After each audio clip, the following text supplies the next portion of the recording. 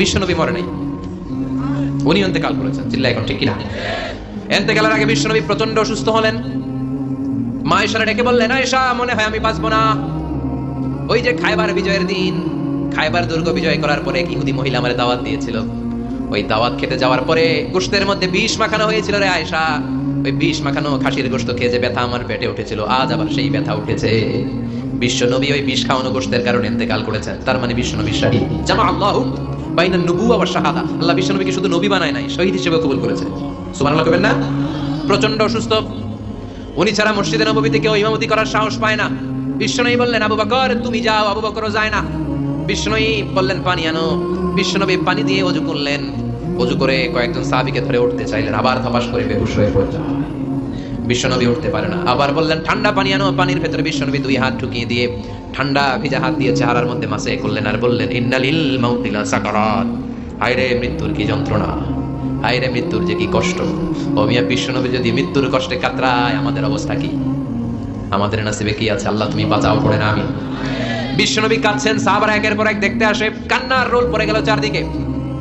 বিশ্বনবীর কলিজার টুকরা নয়নের পুটুলি সাইয়্যিদাতুনা ফাতিমা বিশ্বনবীর কান্না সহ্য করতে পারে না। বিশ্বনবীকে ধরে মা ফাতিমা, সাইয়্যিদাতুনা ফাতিমা বিলাপ করা শুরু করে দিলেন, চিৎকার দিয়ে কান্নাকাটি শুরু করে দিলেন আর বললেন, ওয়া কুরবাবা, ওয়া কুরবাবা, হায় হায় আমার বাবার কি কষ্ট, আহা আমার বাবার কি কষ্ট হচ্ছে।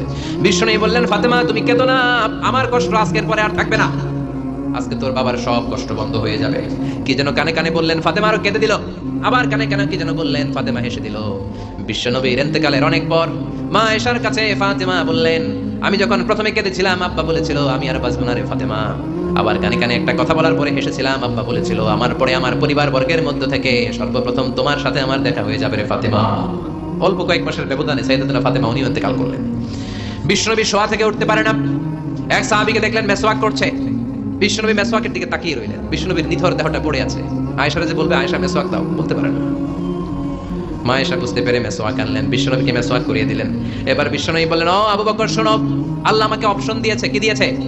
আল্লাহ বলেছে, নবী আজীবন থাকতে চাইলে থাকেন, আর আসতে চাইলে চলে আসেন। আমি থাকতে না চেয়ে আল্লাহর কাছে চলে যাওয়ার ইচ্ছা করলাম। সাইয়েদনা আবু বকর কান্না জুড়ে দিলেন। বিশ্বনবী বললেন, আসসালাত আসসালাত, ও আমার উম্মতেরা নামাজ তরক করো না। ইন্তেকালের আগে বললেন, নামাজ ছেড়ে দিও না। আর বললেন, ওয়ামা মালাকাত আইমানুকুম, তোমাদের অধীনস্থ কর্মচারীদের সাথে খারাপ আচরণ করো না। খাম শুকানোর আগে পয়সা দিয়ে দিও। আর হাত দুটো উঁচু করে বললেন, আল্লাহুম্মা ইলার রাফিকিল আলা, ও আল্লাহ আমি আপনার কাছে যেতে চাই। এই কথাটা বলে বিশ্বনবীর হাত দুইটা থপাস করে জমিনে পড়ে গেল। বিশ্বনবীও চলে গেলেন।